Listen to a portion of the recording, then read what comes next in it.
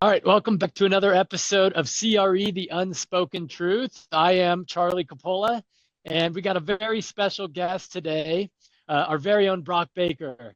Welcome, Brock. You are filling in for Craig, and on a very exciting topic today, one like very, very near and dear. Yep. Um, you have made how many? I mean, the topic is this: takeaways from X amount of cold calls, X thousand, of cold calls.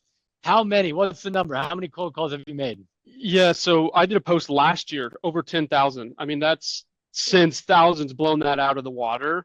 And so, yeah, been with the company for some time. And I think it's fitting, Charlie. I want to say thanks for having me on today. I think I'm your third guest. For the people that know the culture at OneSource, BB3 is one of my nicknames. So it only feels right. Excited to dive into it today. BB3. I love it. So, okay, you did a post on this. Is that the one that like blew up? We kind of were laughing all last year. Every now and then this post, I think it's this one that you're talking about, would Yeah. go viral. And you have like so many, like hundreds of thousands of impressions on that post. And like every month or two, it'd go re-viral again. Is that the post we're talking about? Yeah, that's the post. And I would get comments like every couple of weeks, something would go by. I had the Inter Miami, I'm a huge soccer fan, the Inter Miami sales associate, the guy that leads that organization, reach out to me. Brock, I need to know your script. These stats are insane. So it was just kind of this thing that rippled across the year. And it's kind of a cool story because it's what I've been living, right, every day for the last Yeah. 4 years almost. And to see what that's turned into, it's pretty cool.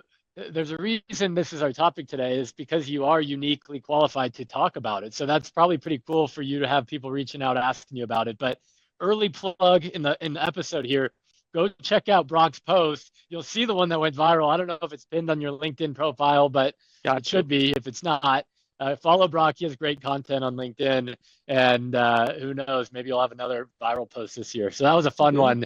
So okay, 10,000 cold calls. Now it's more. Yeah. Um, what have you learned? Like I've gotten to watch you do it, and you've approached it really professionally. Yeah. But you started in college making these calls. Now, obviously, Yeah. you're a few years out of college. What would you say you've learned from doing the reps? Uh, Ground zero, right? So when we started making cold calls, I was the first intern hired at the company. And so I remember walking in, it was the Wild West, it was the frontier. And so to watch us as a company take this and actually build this almost system of cold calling culture that's surrounded by it. I sat down and as I was getting ready for this call, I thought, like, what were three things that really stuck with me across that time? And I've been blessed to sit under you and obviously Craig, who's made a career off of cold calling, to sit there every day and listen to him. One of the things that he really drove into me early on was I don't need you to think about individual calls. I need you to think about relationships. And that really stood with me because when I started walking into the office and I would be thinking about this person might say yes, they might say no, but I'm going to make this an enjoyable experience. That took a lot of the pressure off right away. And so I try and teach our guys all the time. I saw this quote and I've really been trying to ingrain it into our team, our culture. Relationships are like a crock pot. In this day and age, we're like always looking for the microwave, turn it on, let's let it be a quick hit. I want the meeting right now. But when you change that horizon, you start thinking about the relationship, your cold call comes off a lot different. Yeah, it's good. And I've gotten you like I know you well. You live this. I mean, you from day one, you've been about the relationship, and you've really taken Craig's teachings, if you will, on relationships to heart. Yeah. When Brock was in school as an intern, he would handwrite thank you cards without us even coaching him. Like that was something you naturally did well. And, for those of us, those of you who have been listening to this for a while and following Craig's content, he preaches and teaches relationship building. And, you know, we could link it, I'm sure, to this post, but there's a lot of content we've done out there on relationship driven, Yep. building relationships, how to build relationships, why it's so valuable. And so that's a great one to start with because it is part of our culture. It's part of Craig's, career, something we teach often and you've lived from day one. And then the other one that I would add to it, Charlie, we had a guy step into the office for the first time interviewing with our company. And I sat down with him and I showed that post that you're referencing. And you watch my numbers change over time. the biggest, I would look back and say one of the cheat codes for me is I fell in love with the process. Because you watch early on, my numbers weren't fantastic, right? We were learning. There was a lot that I had to develop and grow in, but I fell in love with the process of getting better and better every rep. And you look at what happens, the growth is exponential. The numbers that I started getting were exponential, not because I was obsessed with one call and would get swayed by how good that one went or how bad it went, but I started to love the process, and that really helped me continue to grow, and I'm still growing. I'm still making cold calls. Yeah. Yeah. And it's been fun. You mentioned it too, watching our company, build our own processes and systems and culture around this. Yeah. We've really upped our level to where you and Sam early on, you guys were carving the path, and now we have this infrastructure in place for the guys who come in now, and people are able to learn the skill, get good numbers, all of that really quickly because we figured out that process. So yeah, it's fun. 10,000 cold calls. Throw the plus on there too. 10,000 plus, whatever, 12,000, 20,000. I don't know what it is. Is there one or two that stick out? Whether it's a funny one, a good one, a bad one, anything that like first thing comes to mind. Man, that was a unique call. I'll share two that I think will resonate with like even brokers that are listening to that. They're on the phones, they're making calls. I'll never forget the first year we were making cold calls. We were hand dialing these. Technology's changed, systems. We've improved all of that. But early on, we were picking up the phone and calling people. And there was a particular brokerage, this managing broker at a brokerage that we were calling all of his brokers, trying to get in front of them. And they would all say the same thing. You need to go call this guy. And so we're hearing this all the time. We're calling him, never picking up the phone. We're emailing him, never responding to emails. And it got to this point, Charlie, we thought he was a made up. We thought this was this persona that they created to divert cold callers. Probably 6 months of just every time I needed a little bit of courage to just get back into dialing, I'd go call that guy because I didn't know if he was going to pick up or not, but it was me proving to myself that I would go dial. 6 months into it. Hello. And I'm like, he's real. This is a real guy. I end up going through the whole pitch. I schedule a demo with him. And it was like a really cool story to just think, I don't even know if this guy's real, but I'm going to just keep calling him. One day he picks up the phone and he got to demo the product, and it was a pretty cool story. Yeah, I remember that. What was his name? Do you remember? It was Chris Winters, the legend of Chris Winters. He's out on the East Coast. Yeah. Chris Winters, if you're listening to this, yeah, like you have become a legend in our office because for years, at least months, we were calling, and we did get to the point we thought you were some cardboard cutout in the side of the office that everyone was directing, cold callers to, which is funny. And then the other one I would share, I think early on cold calling, right, this relationship mindset, when you get people telling you, hey, I'm busy, I'm doing these things, I'm traveling, that's like a gold nugget. Latch onto that, share like that little moment with them, and then understand when you go back to them, it's going to be a much warmer call. So I carry that mindset. I was talking to a broker, they're in Europe. My mind goes right to, okay, well, hey, you have a great rest of your trip, man. I'd love to hear about it when you get back. It's a funeral, man. And it was like the one time you never say, hey, have a great trip. You're like, okay, that's a learning right there. But it was pretty funny in the moment. Yeah, it's like I always say, if you're out there enough, if you're calling enough people, if you're meeting with enough people, like you're going to see it all. You're going to see awkward stuff. You're going to see sad stuff. You're going to see happy and exciting stuff, funny stuff. So, that's it happens. So yeah, man. The Legend of Chris Winters, and then what's that? We call that one like the European funeral or something. The European uniform. Yeah. Okay, you talked. These are mindset. Any other like tangible systems? You said you were hand dialing before. I've seen our infrastructure grow. We have lists. What else? What else do you feel like is a best practice if I'm a broker and I'm like, how do I just make it easier? How do I build some infrastructure for myself to be cold calling more regularly? If you know me, I'll take any chance I can get to hype up James Clear.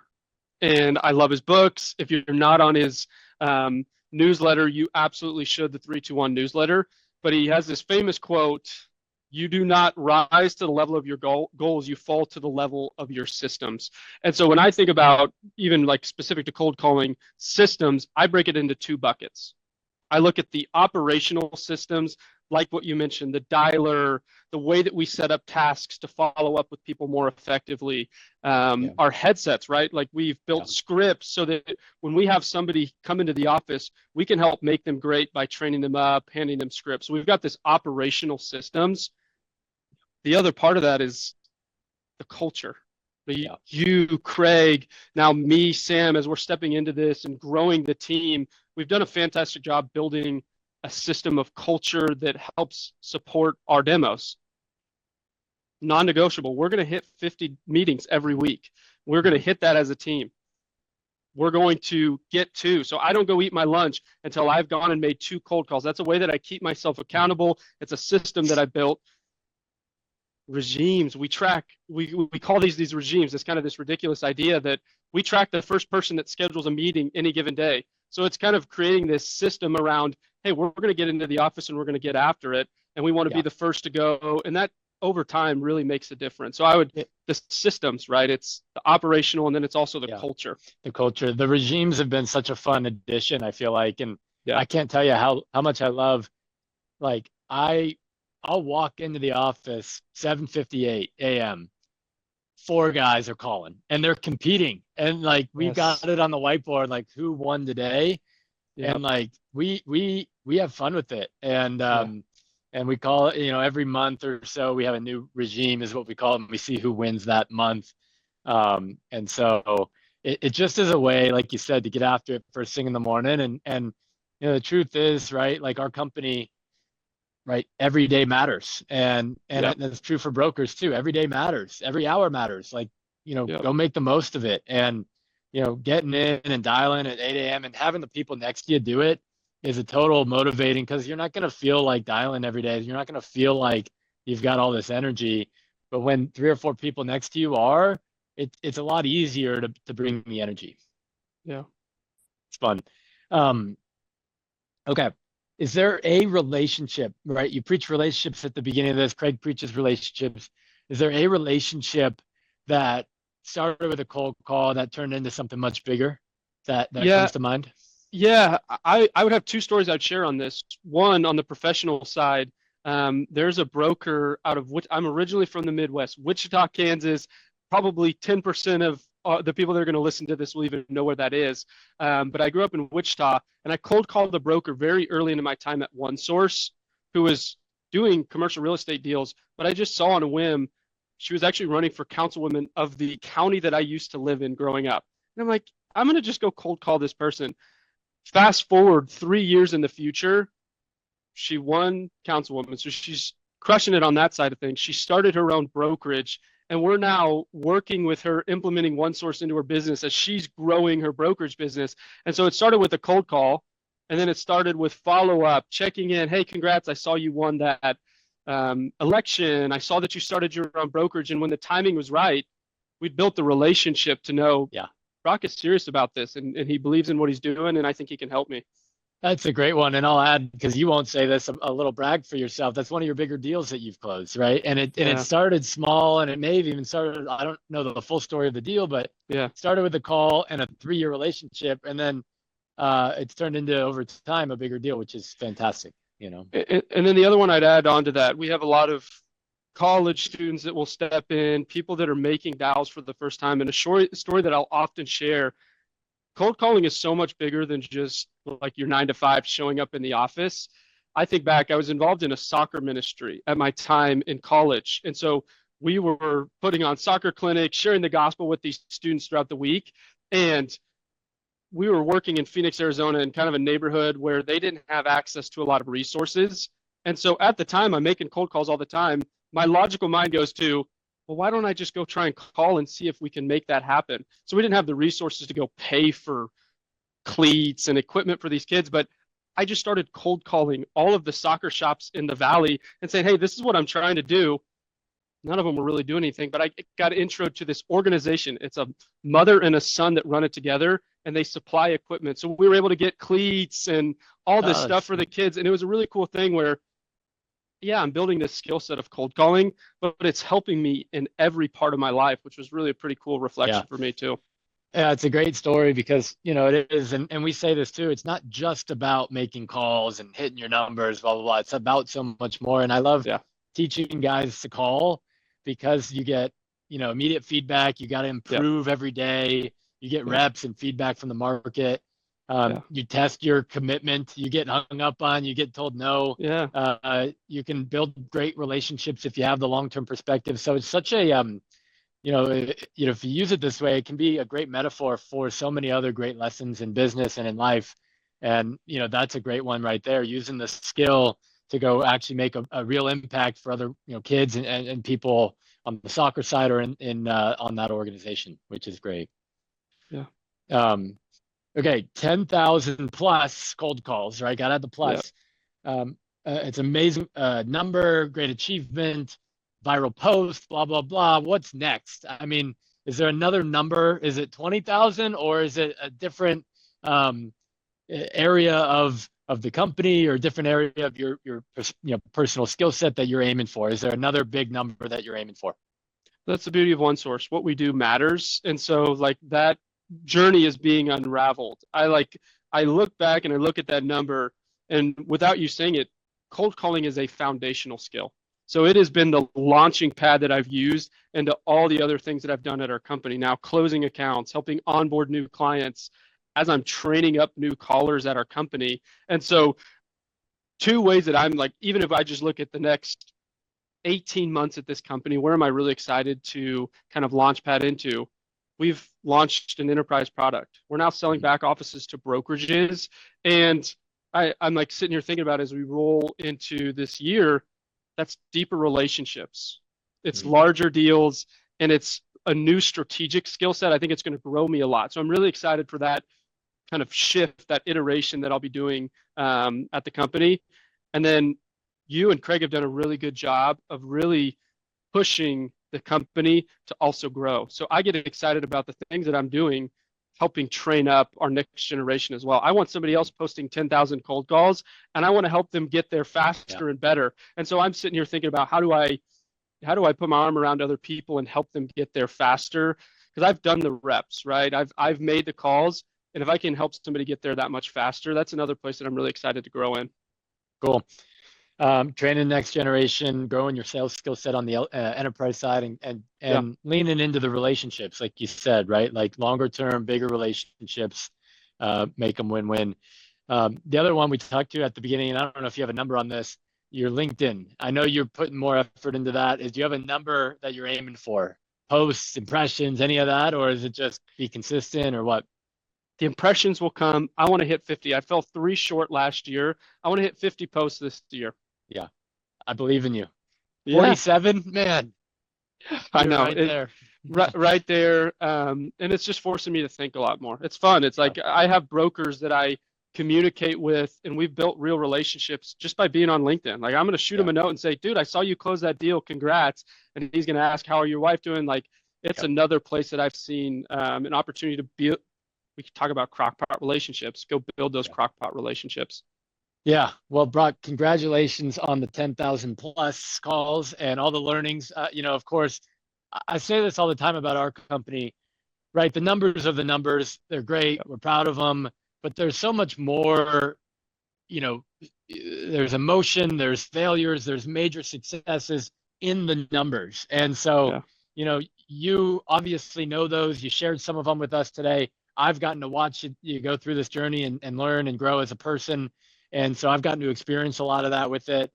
The numbers are the numbers, and it's something to be proud of, but there's a lot of learnings, a lot of growth along the way. And I personally am excited for you to hit your 50 this year. Yeah. I know you'll get it, and grow in these other areas, training the next generation, diving into the relationship side, enterprise sales stuff, and beyond. The world is your oyster, I guess, is what I would say. And I know you're on the right path here. So any final words or final message, anything you want to add before we wrap up here? I would just encourage, right? It's like you got Camelback Mountain behind me. That's a weird view for a Kansas kid. Cold calling's just like that. So stay on the climb, enjoy the highs and lows, and just enjoy the journey that you're on. Thanks so much for the time today, Charlie. I love it. Thanks, Brock. Bye.